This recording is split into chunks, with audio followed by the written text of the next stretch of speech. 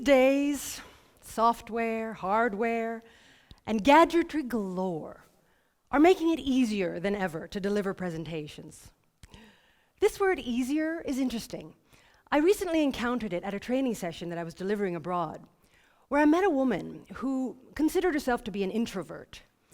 And she said that it was easier for her to deliver presentations these days because, quote, she could hide behind them, end quote. She didn't have to take center stage anymore. You know, I don't dislike technological innovations, but I worry that they're starting to hijack the human being in all of this.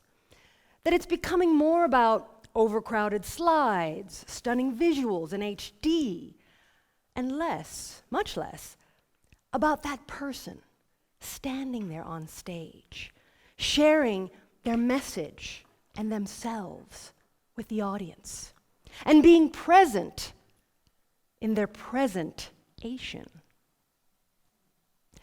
I feel that we're heading for a time when the speaker doesn't even have to be on stage anymore. Maybe they're just a giant avatar projected in the back on a big screen, where the speaker has created their perfect version of themselves, perfect voice, perfect body, perfect message. Or maybe the speaker's a hologram. Who knows? But one thing is sure. This kind of technology, and a lot more, is on the way. And knowing this, I'm on a mission to defend great living public speaking, or what I call human speaking.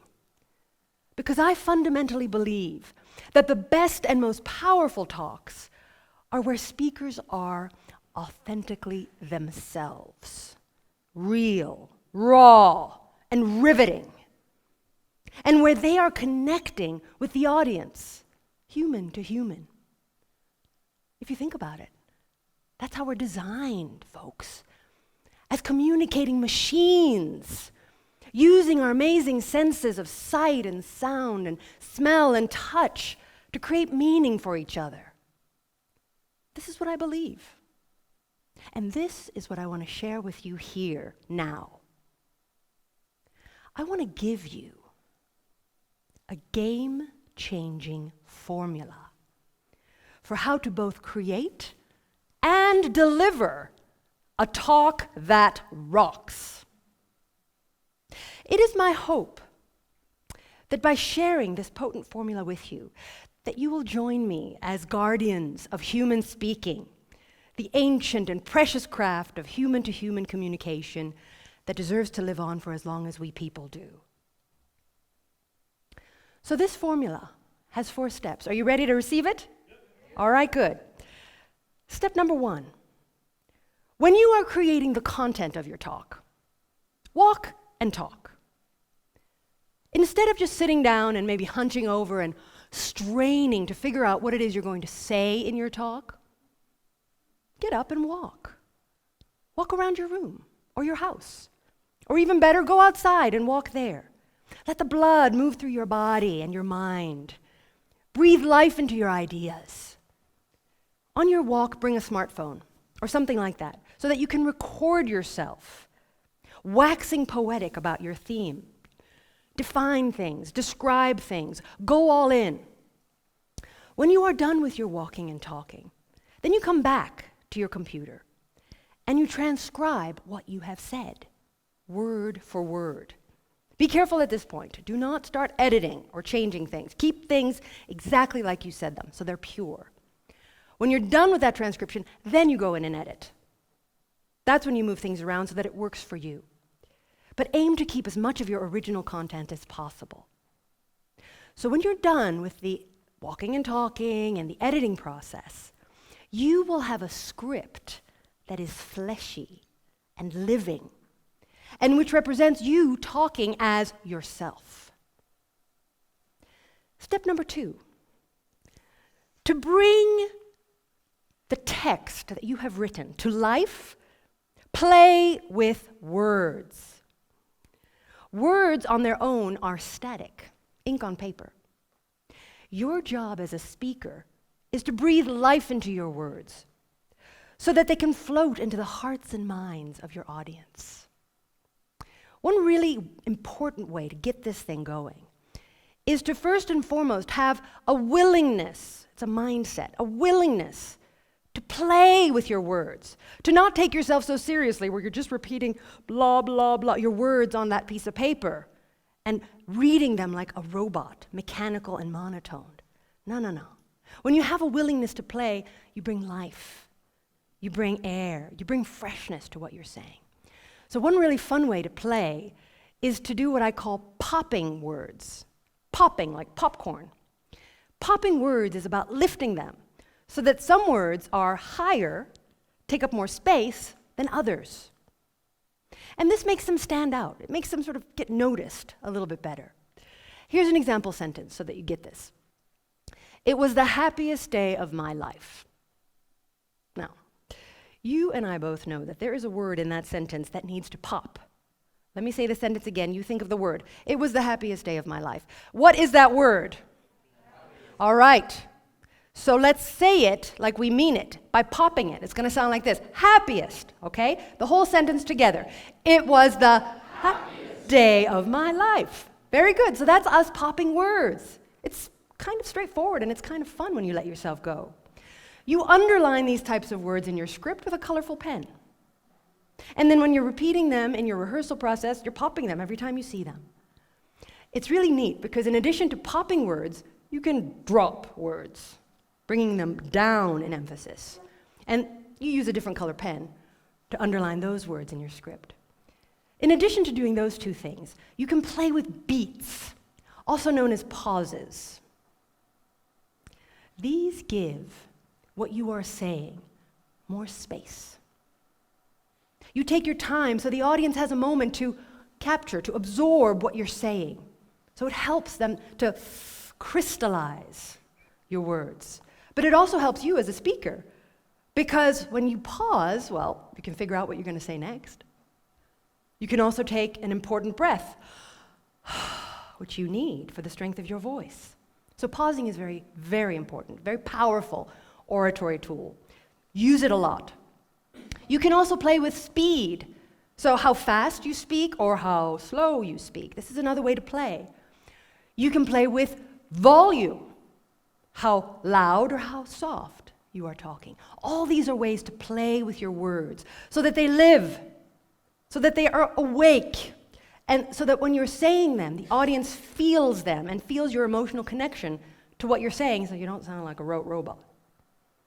So that is step number 2. Now, step number 3.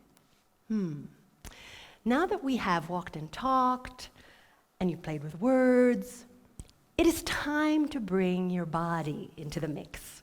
This is my favorite part.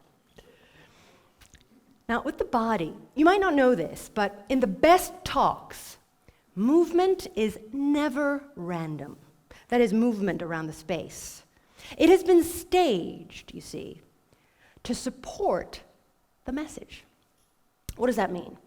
Well, let me unpack this. You may have seen speakers who, when they are talking, are walking all over the space.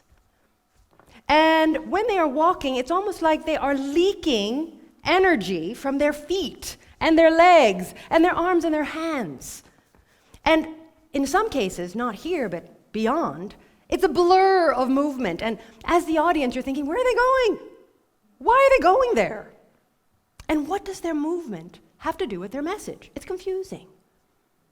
So in order to stop, or not at all do this, leaking all over the place, you need to learn about moving with purpose. That is what I call step number 3, moving with purpose. And this is all about understanding that on a stage, and I'm talking about any kind of stage, so this red rug right here, that is a stage in and of itself. And so is this larger part right here. That's also a stage, obviously. A stage can also be the corner of a conference room where you're standing and giving a presentation to the people in the room. So a stage is really any space where you have space and you're speaking to an audience. So any stage has 9 different positions on it. These positions are called blocks. And let's break it down. So right here, we are looking at 3 blocks already. These are at the front of the stage. This is called downstage. And there's a block right here, there's one here, and then there's one right here. And I call these 3 positions the power line, because these are the 3 most powerful positions on the stage. And the one I'm standing in right now is called the power position. Why? Well, you could probably figure out. Because it's really close to you. It's your visual center point. This is where the speaker needs to sprinkle their magic dust. This is where your call to action should happen. Your big takeaway message. In fact, I use this position already in my speech. I don't know if you remember what I said, but I think I said, "It is my hope," yes, I moved here, "it is my hope that by sharing this potent formula with you, you will join me as guardians of human speaking, the ancient and precious craft of human-to-human communication." I don't know if you remember what I did next, but I didn't stay here. I stepped back. I stepped back because when you are in that power position too long, it's like you're breathing fire on the audience. It gets hot. So you need to pull that energy back to here. 3 more blocks, center stage. Block here, and block here. Now, center stage right here, this is home. This is a great place to live. This is a wonderful place to start your speech and to end it. And it's a nice place to come back to when you've been away for a while. There's 3 more positions, and they're back here. Bye, I'm going further away. You feel that? We're not as close as we were, right? So these positions are more removed from the audience. There's a block here, there's one here, and there's one here.